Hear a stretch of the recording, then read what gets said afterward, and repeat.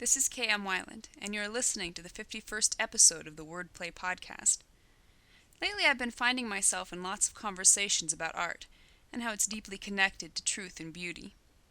Because art is nothing more than the expression of the human experience, every human has the need to create and appreciate art, and therefore the ability to be an artist. Too often we get hung up on the notion that art and literature is something high and lofty, that only those with a certain degree of inborn talent can tackle.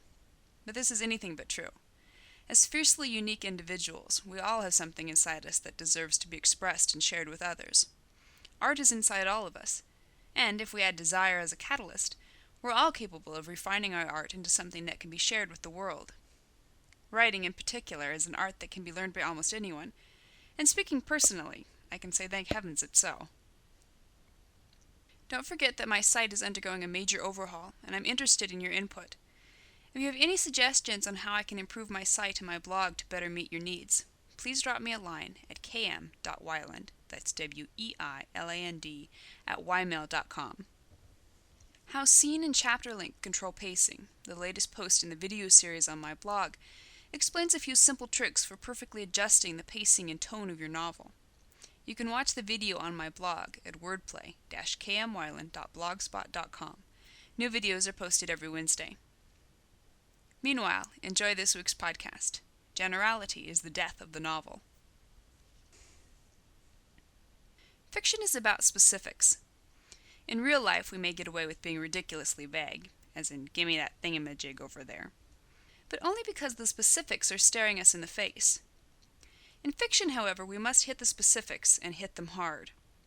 Years ago, a sentence in an article in a writing magazine, the author of which I've regrettably forgotten, popped off the page and revolutionized the way I looked at fiction. What was that sentence?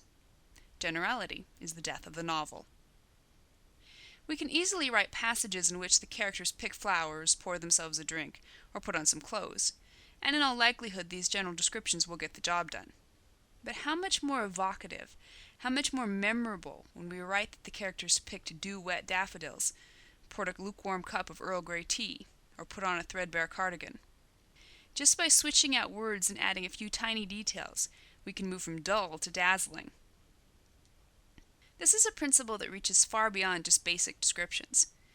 When we force our characters to live in a specific city, a specific neighborhood, a specific house, even if all these places are 100% imaginary, we're refining facets of personality that would never have been visible had we not taken the time to fine-tune the setting. Give your character a specific occupation, even if his job has nothing to do with the plot. Make him live within a definable time frame. Don't let him drift through his days with no thought for what time it might be in his world, or what day of the week it might be. Give him a specific vehicle, not just a car. Let him have a pet with a name and a personality. The difference between specific fiction and general fiction is the difference between stories that come to life and stories that lie dead on the page. But it's true we can't be specific about everything in a novel. That much attention to detail would require an excessive word count and more patience than any reader is likely to give you.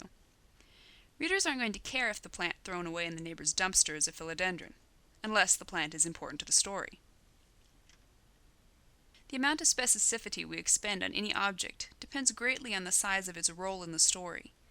That cup of lukewarm tea probably occupies no more than a passing moment, with no bearing on the plot itself, and as a result it deserves no more than the 5 words I gave it. The vehicles the main character passes on his way to work in the morning matter not at all, and can exist under the general description of cars whizzing by. But when the character's world is rocked by his mother's heart attack, sifting every detail of his trauma becomes important if we're to help the reader share the character's experience. In large part, fiction is an exercise in capturing details and sharing them with others. If we're capturing only general details, we aren't going to be able to offer anything valuable or unique. But if we focus on the specifics, we'll be able to keep our stories from ever dying under the weight of ambiguity. Thank you for listening to the Wordplay Podcast. To read a transcript of this episode, visit me on the web at wordplay-kmweiland, that's WEILAND.blogspot.com, and be sure to listen again next week.